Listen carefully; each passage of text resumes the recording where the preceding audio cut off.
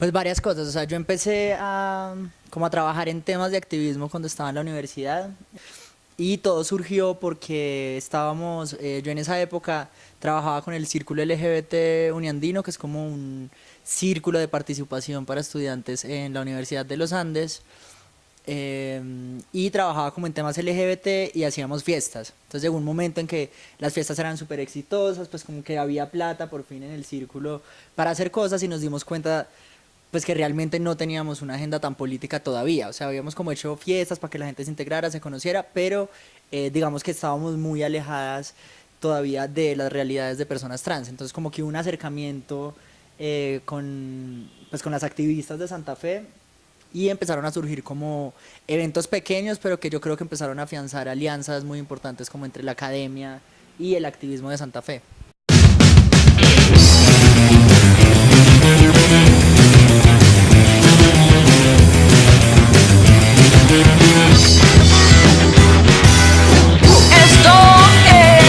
No analices más mi vida. Que ya me tienes aturdida. Estás metido hasta en mi comida. No me mires más así. Quiero comentarles que tengo una invitada súper especial esta noche y es Matilda. Digo esta noche porque nos cogió la noche. Entonces vamos a hablar un ratico con ella y quiero que todos la conozcan y sepamos un poquitico más a través de nuestros invitados que han venido creando esta bella manifestación, lo podríamos decir así, como poner el dedo en la llaga sobre la transfobia y sobre todo estos tiempos. Y qué más que invitar a esta chica que nos pareció formidable tenerla en nuestros medios en el momento preciso.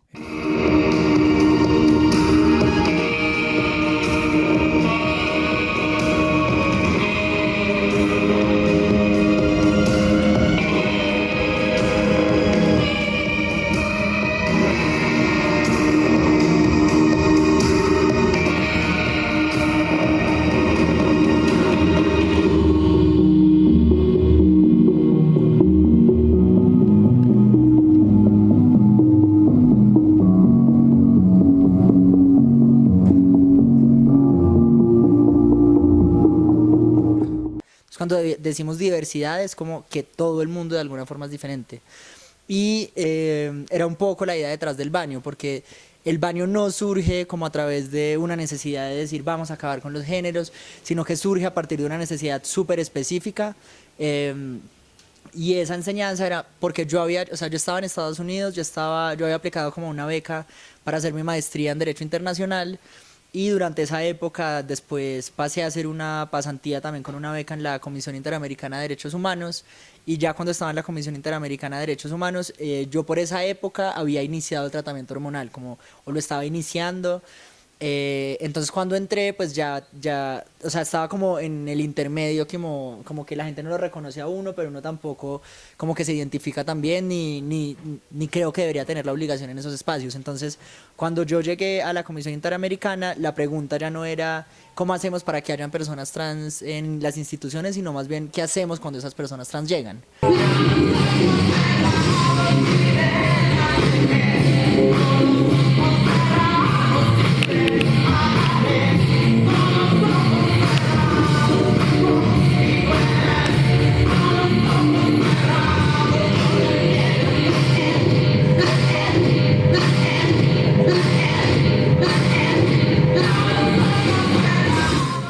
Entonces, digamos, en mi caso, para mí era súper incómodo porque el pelo apenas me estaba saliendo, o sea, como tú estás como en la mitad, como que no estás ni allí ni allá, y pues uno va al baño porque uno tiene que ir al baño después de que va a comer, después de que almuerza.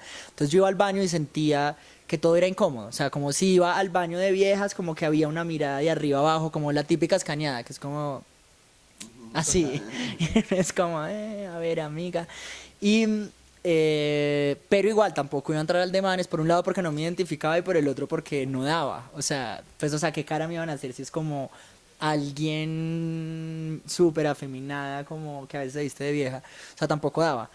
Entonces, la necesidad sobre los baños para todos los géneros surgió como de esa necesidad específica, era que en el mundo real, o sea, más allá del discurso de hay dos géneros, debe haber un tercer género, debemos acabar con los géneros, o sea, en la vida real yo no podía ir al baño en paz. O empezaba a tener estrategias, o sea, cómo voy a regular los alimentos. Entonces era más bien adaptar lo que ya existía a esa necesidad específica. Y había un grupo de empleados, o sea, personas que estaban dentro de la Comisión Interamericana, dentro de la OEA, de hecho, que es la Organización de Estados Americanos, y había un grupo LGBTI. Entonces, desde ese grupo LGBTI hicimos una carta, pues solicitando que se hiciera, que se adaptara uno de los muchos baños que había en todos los pisos para que no fuera ni de hombre ni mujer.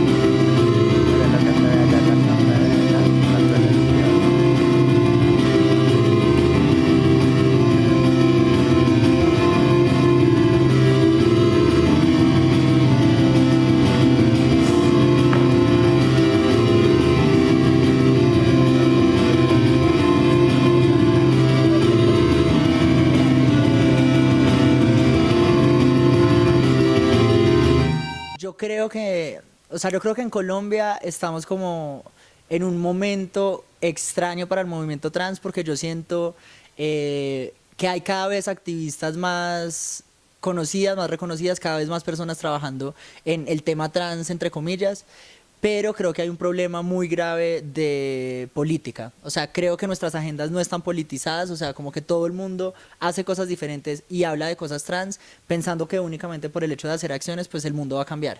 Entonces yo creo que lo que nos hace falta en este momento al movimiento trans, activistas y personas que estamos hablando del tema, es un poco pensar de forma estratégica y como pensar en términos de campaña. Es decir, como no creer que todas las acciones por el simplemente hecho de hacerlas pues van a cambiar el mundo, sino que primero nos pongamos de acuerdo en los objetivos para poder tener una agenda política. Porque yo creo que el principal problema en Colombia con respecto, o sea, por un lado con la agenda LGBT que no tiene representantes trans, pero por otro lado donde yo veo un movimiento trans que no tiene una agenda política muy clara. O sea, es como hagamos cosas por allí, hagamos cosas por acá, pero no hay como prioridades, no hay como una agenda concreta.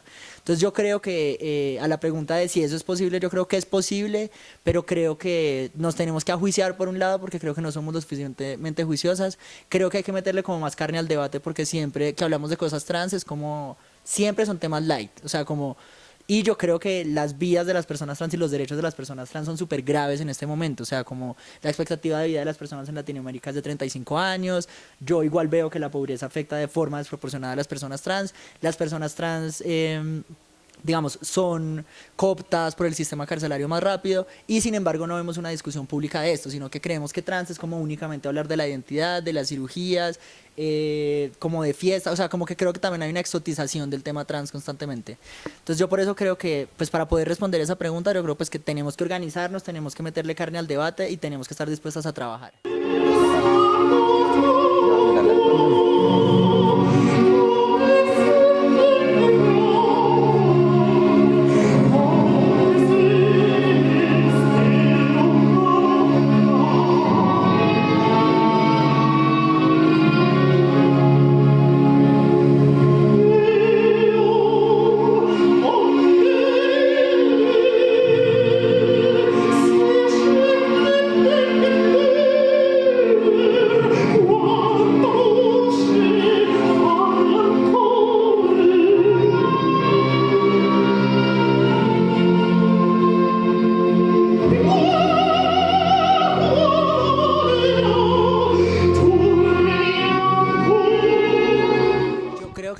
Hay una discusión pendiente dentro del movimiento trans y entre las personas trans y creo que hay como un debate con respecto a los privilegios de raza y de clase que tenemos algunas personas trans. O sea, como hay unas personas trans que tuvimos privilegios de raza y de clase y eso hizo pues que ser trans fuera más fácil, o sea, que hubiéramos podido terminar la universidad, que pudiéramos haber aplicado a becas y salir del país. Mientras que para otras pues el hecho de ser trans desafectó 700 veces peor porque precisamente pues no tenían plata. Entonces yo creo que una de las cosas que a veces también me molesta es como que uno crea que el trabajo sexual o la peluquería en sí mismos sean trabajos que son malos, porque yo creo que en últimas es una posición súper clasista, o sea, como, claro, o sea, como si yo tuve la opción de ir a la universidad y tuve opción de tener un trabajo, mientras que otra no, yo no creo que esa otra me haga quedar mal a mí. O sea, si yo digo que ese trabajo es malo, creo que es clasismo mío. O sea, es como no entender las dinámicas de clase por las cuales pasan las personas trans. También creo que hay como una... O sea, creo que la pregunta no es tanto... o sea, como que yo cambiaría la pregunta no porque las personas trans... se quedan únicamente en el trabajo sexual y en la peluquería, sino que yo creo que hay que preguntarse cuáles son los incentivos y desincentivos que hacen que las personas trans se relacionen con el mercado laboral formal. O sea, ¿por qué no hay tantas mujeres trans que terminan el colegio? ¿Por qué no hay personas trans que entran a la universidad? ¿Qué es lo que pasa cuando entran a la universidad? ¿O qué es lo que pasa durante los procesos de elección? Y yo creo que van a haber como respuestas que nos conducen como a respuestas tal vez más constructivas. O sea, no es que sea malo hacer un trabajo, sino que yo creo que ser la única trans en la universidad es muy duro porque nadie te entiende, no tienes con quién hablar, entonces te frustras y a lo último pues te estresas y terminas desistiendo de la universidad, o los procesos, como nunca te has enfrentado a un proceso de elección, o ya sea para un trabajo, para entrar a la universidad, te abrumas y te parece una cosa dificilísima. Entonces yo creo que hay que mirar esos incentivos y desincentivos que hacen que no haya más presencia de personas trans en los espacios de mercado laboral formal.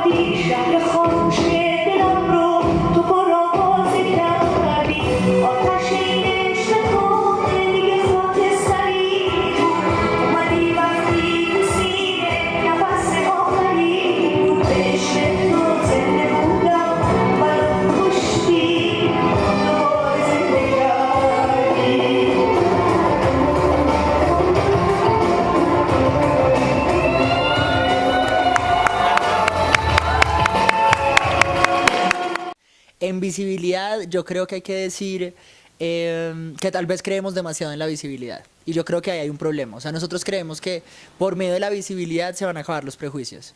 Y creo que hay como una apuesta súper importante, obviamente, por medio del arte, por medio de las representaciones artísticas, que yo creo que son importantes, pero que al mismo tiempo son supremamente limitadas. Y creo que muchas veces caemos en la trampa de creer que visibilidad significa más derechos, cuando en realidad lo que hemos visto a través de la historia es que la visibilidad muestra que las personas que hemos podido ser visibles, por lo general, tenemos privilegios de raza y de clase. O sea, yo creo que yo soy visible no necesariamente porque sea particularmente súper inteligente o súper especial, sino que yo soy visible porque hubo un montón de pasos que me fueron más fácil en la vida que para el resto de personas trans.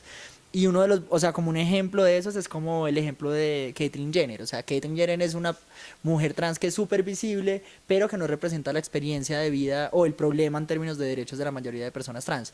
Entonces, yo en términos de visibilidad diría que, pues que es súper importante que hayan personas visibles y que vean personas visibles en todas partes, porque creo que no hay suficiente diversidad en el espectro que podría haber. O sea, como que siempre las vemos en los mismos lugares, o sea, o actrices, o dentro de las discotecas, o en espacios que están relacionados con las cosas recreativas, pero no hemos visto suficientes narrativas de personas trans abogadas en ministerios, médicas, etcétera, que no tiene nada de malo que, pues, que haya este tipo de visibilidad, pero que la diversidad tiene que verse en todas las formas de representación para decir que estamos en todas partes. Entonces, eso por el lado de visibilidad. Y con respecto a las generaciones, yo, o sea, como no creo que hagan suficientes datos para uno dar una respuesta como seria de si han mejorado o no las cosas, pero yo creo que intuitivamente uno sí se da cuenta, o sea, que llegan con otro chip. O sea, como no solamente las personas trans, que yo cada vez veo más personas trans chiquitas y papás apoyándolas, sino que también empiezo a ver, por ejemplo, como si yo me como un man que tiene mi misma edad, como después del polvo me toca como de psicóloga, como no, y yo quién soy, no sé qué. Mientras que cuando me como a uno que es menor que yo, o sea, yo le digo, ¿y tú cómo te sientes? Es como de qué, o sea, de que me amo, o sea, voy a hacerme preguntas estúpidas, yo no. O sea, entonces sí siento un cambio, no únicamente en las personas trans, sino en las personas que se sienten atraídas por personas trans. Hay como menos culpa, o siento que hay como un chip de no tener la necesidad de darle tanto nombre. Entonces sí creo que hay un cambio generacional y también creo que eso al mismo tiempo como que yo creo que también puede representar un peligro. Porque por lo general, o sea, mi principal miedo cuando hay mucha visibilidad es que se vaya a perder como la radicalidad de la agenda trans. O sea, digamos, lo que también empieza a pasar cuando hay personas que tienen profesiones, que empiezan a ser activistas, es que obviamente los puntos en la agenda no van a ser los que tienen que ver con pobreza, ni los que tienen que ver con cárcel, ni los que tienen que ver con violencia policial, sino que muchas veces la falta de representación de esas diferentes identidades, pues a mí me da miedo que esta nueva generación, como vamos a tener más privilegios, pues que vayamos a pensar que esa agenda es súper radical y nos volvamos súper conservadoras. O sea, que pase lo mismo que pasó con la agenda gay, o sea, que empecemos a hablar únicamente de documentos, pero que no hablemos de justicia económica, ni de trabajo sexual, ni de cárcel, ni de política de drogas, por ejemplo.